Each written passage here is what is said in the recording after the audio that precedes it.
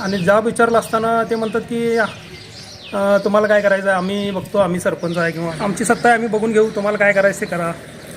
अविरत steel and furniture centre Salgare. आमच्याकडे steel भांडी, संसार उपयोगी साहित्य, sofa set, furniture, LED TV, आटा चक्की, वॉशिंग मशीन, फ्रीज व इतर इलेक्ट्रॉनिक साहित्यांचे असंख्य व्हरायटींचे भव्य दालन. आता लग्नातील संसार सेटची चिंताच नको. मनाला भावणारं आणि नजरेत भरणारं सलगरेतील भव्य दालन. अविरत स्टील अँड फर्निचर सेंटर. 0% व्याजदर, आधार पे उधार ऑफर. या पहा, आधार द्या, उधार घेऊन जा. आमचा पत्ता रवींद्र वस्त्रनिकेतन शेजारी, सलगरे. संपर्क 9284016900 व 9901920551. प्रत्येक बातमीतील घटनेच्या वास्तविकतेची तुलना थेट पाहत रहा सांगली अपडेट. मिरज तालुक्यातील जानराववाडी येथील जिल्हा परिषद शाळेच्या आवारातील झाडे जानराववाडीचे सरपंच यांनी अनधिकृत परस्पर तोडून विक्री केल्याचा आरोप करण्यात आला आहे. याबाबत अधिक माहिती अशी की मिरज तालुक्यातील जानराववाडी येथे जिल्हा परिषद शाळेच्या आवारात इलायची, चिंच व पिंपळ अशी 2 झाडे होती. अंदाजे 60 वर्षे वयाचे चिंचेचे झाड तर पिंपळाचे 10 वर्षाचे झाड होते.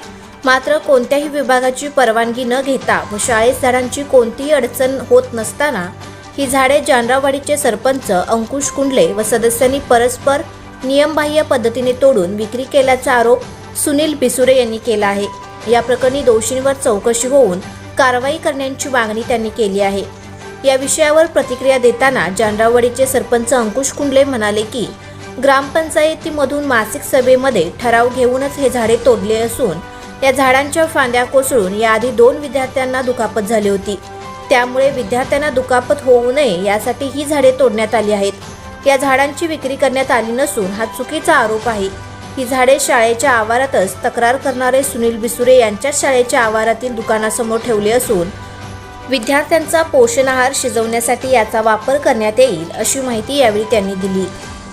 नमस्कार, मी जानराववाडी गावचा रहिवासी असून इथं शाळेमध्ये एक मोठं झाड होतं चिंचेचं. तर साधारण 60-70 वर्ष झाली असतील झाडाला. त्याला परत ते लोकांना, पोरांना खेळायला कट्टा वगैरे बांधला होता त्याला. पण ग्रामपंचायतीनं कुठलीच पूर्वसूचना न देता शाळेतील झाडं काढून टाकले आणि आजूबाजूची पण जी झाडं होती शाळेच्या ती पण काढून टाकले आणि गरज नसताना ते केलेलं आहे. पण आणि जॉब विचारला असताना ते म्हणतात की तुम्हाला काय करायचं आहे, आम्ही बघतो, आम्ही सरपंच आहे किंवा आम्ही आमचं बघून घेऊ, तुम्हाला काय करायचं ते करा. मग आम्ही ते ऐकून घेऊन फक्त एक ऑनलाईन तक्रार दिल्या, पण त्याच्यावर अजून काही आलेलं नाही रिप्लाय. तर जरा लवकरात लवकर शासनाने दखल घेऊन याचं योग्य ते निर्णय द्यावा अशी विनंती करतो. ते ठराव न घेता आणि ग्रामपंचायतचा कोणताही ठराव न करता आणि शाळेकडून सुद्धा कुठलीही परवानगी न घेता, शासनाची पूर्व परवानगी न घेता वैयक्तिक हे सरपंचाने, सदस्याने हे काम केलेलं आहे. आणि जाब विचारला गेल्यानंतर आमची सत्ता आहे, आम्ही बघून घेऊ, तुम्हाला काय करायचं ते करा, असं उलट उत्तर उद्धट बोलले. त्यामुळे आम्ही एक ऑनलाईन तक्रार पण दिली. त्याच्यावर अजून शासनानं पण काही निर्णय घेतलेला नाही.